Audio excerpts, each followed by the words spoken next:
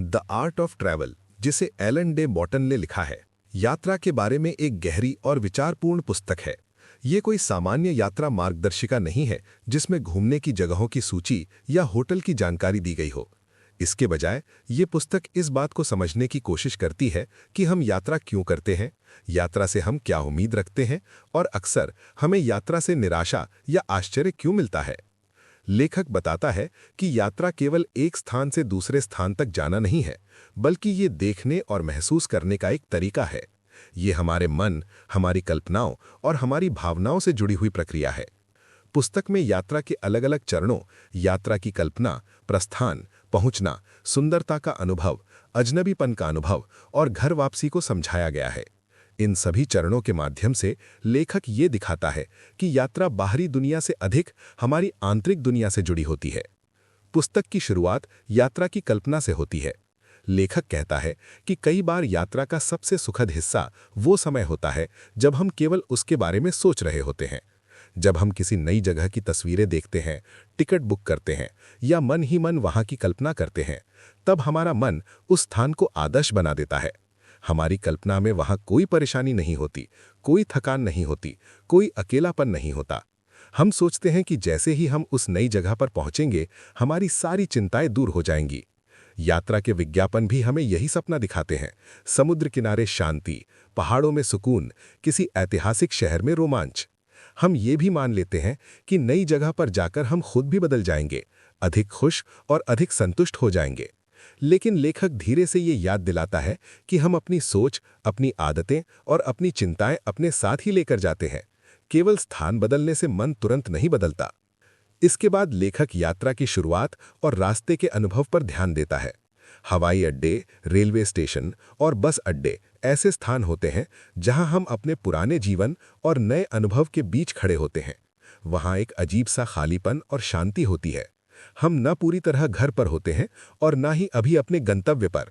ये बीच का समय हमें अलग तरह की स्वतंत्रता देता है। हम कुछ समय के लिए अपनी पहचान से दूर हो जाते हैं। लेकिन आधुनिक यात्रा की तेज गति कभी-कभी हमें इस परिवर्तन को महसूस करने का समय नहीं देती। पहले के समय में लंबी समुद्री यात्राएं या गाड़ियों से सफर कई दिनों तक चलता था, जिससे मन धीरे-धीरे नए स्थान के लिए तैयार होता था। आज हम कुछ ही घंटों में एक देश से दूसरे देश पहुंच जाते हैं। शरीर तो पहुंच जाता है, पर मन को समायोजित होने में समय लगता है। इस कारण हमें अजीब सा अलगाव महसूस हो सकता है। जब हम किसी नए शहर या देश में पहुंचते हैं, तब अक्सर हमारी उम्मीदें वास्तविकता से टकराती हैं। हमने जिस जगह की कल्पना की थी, वो वैसी नहीं निकलती। हमें थकान, भीड़, मौसम या भाषा की समस्या का सामना करना पड़ सकता है। लेखक स्वीकार करता है कि कई बार प्रसिद्ध स्थानों पर पहुंचकर भी हमें वैसा उत्साह महसूस नहीं होता जैसा हमने सोचा था। इसका कारण ये नहीं कि वो जगह खराब है, बल्कि इसलिए कि हमारी उम्मीदें बहुत ऊंची थीं। हम सोचते हैं कि नया स्थान हमें तुरंत बदल देगा, लेकिन हमारी आंतरिक स्थिति वही रहती है। यदि हम घर पर चिंतित रहते हैं, तो विदेश में भी चिंतित रह सकते हैं। ये समझ कभी-कभी दुख देती है, लेकिन साथ ही ये सच्चाई हमें ये भी सिखाती है कि खुशी केवल बाहरी परिस्थितियों पर निर्भर नहीं करती। पुस्तक का एक मुख्य विचार ये है कि यात्रा हमें ध्यान देना सिखा सकती है। अक्सर हम नई जगह पर भी जल्दी-जल्दी घूमते हैं, तस्वीरें लेते हैं और आगे बढ़ जाते हैं। हम वास्तव में देखने और महसूस करने का समय नहीं लेते। लेखक बताता है कि यदि हम धीरे चलें और ध्यान से देखें, तो छोटी-छोटी चीजें भी सुंदर लग सकती हैं। किसी पुरानी इमारत की खिड़की, सड़क पर पड़ती धूप, किसी अजनबी के चेहरे की अभिव्यक्ति। यात्रा का असली आनंद देखने की कला में है। यदि हम ध्यानपूर्वक देखें, तो साधारण स्थान भी असाधारण लग सकते हैं। इस तरह यात्रा केवल दूरी तय करना नहीं है, बल्कि अपने देखने के तरीके को बदलना है।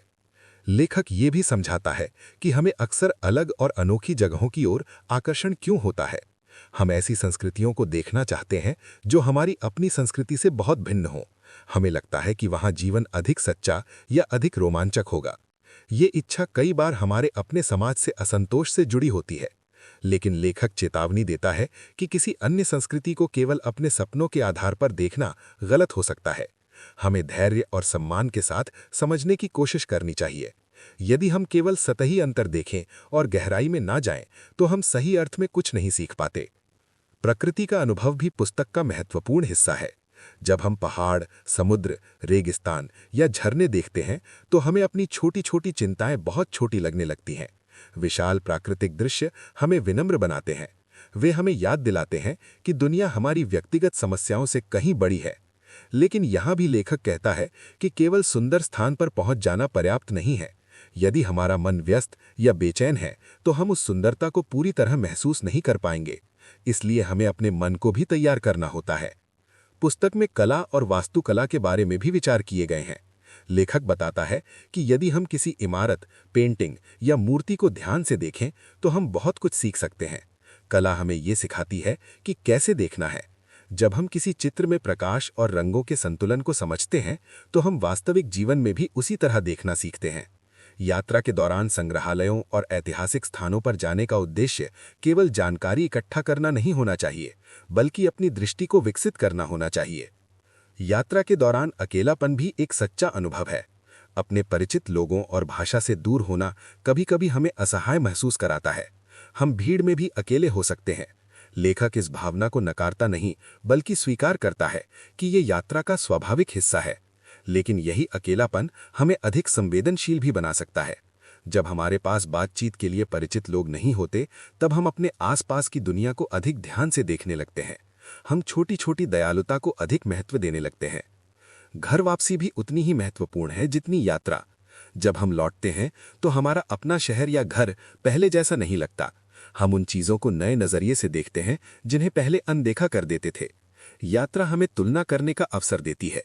हम समझते हैं कि हमारे घर में क्या अच्छा है और क्या बदलने योग्य है। इस प्रकार यात्रा हमें अपने जीवन को बेहतर ढंग से समझने में मदद करती है। पूरी पुस्तक में एक शांत और विचारशील स्वर है। लेखक यात्रा की आलोचना नहीं करता, बल्कि उसे समझने की कोशिश करता है। वो स्वीकार करता है कि यात्रा आनंद दे सकती है, प्रेरणा दे सकती है और हमारे दृष्टिकोण को व्यापक बना सकती है। लेकिन वो ये भी याद दिलाता है कि यात्रा कोई जादुई समाधान नहीं है। ये हमारे अंदर के प्रश्नों का उत्तर तभी दे सकती है जब हम ईमानदारी से स्वयं को समझने का प्रयास करें। सरल शब्दों में कहा जाए तो ये पुस्तक सिखाती है कि यात्रा का असली अर्थ स्थान बदलना नहीं, बल्कि दृष्टि बदलना है। यदि हम ध्यानपूर्वक, धैर्यपूर्वक और खुले मन से देखें तो दुनिया हमें बहुत कुछ सिखा सकती है। और यदि हम ऐसा करना सीख जाएं तो हमें दूर जाने की भी आवश्यकता नहीं होगी। हम अपने ही शहर, अपने ही घर में नई खोज कर सकते हैं। अंत में ये पुस्तक हमें ये समझने के लिए प्रेरित करती है कि यात्रा बाहर की दुनिया से अधिक हमारे भीतर की यात्रा है। ये हमें सिखाती है कि उम्मीदें रखना स्वाभाविक है, लेकिन वास्तविकता को स्वीकार करना भी जरूरी है। यदि हम यात्रा को आत्मचिंतन और सीखने का अवसर माने, तो हर यात्रा हमें थोड़ा और परिपक्व, थोड़ा और सजग और थोड़ा और कृतज्ञ बना सकती है। इस प्रकार यात्रा का सच्चा गंतव्य कोई विशेष शहर या देश नहीं, बल्कि हमारी अपनी समझ और जागरूकता है।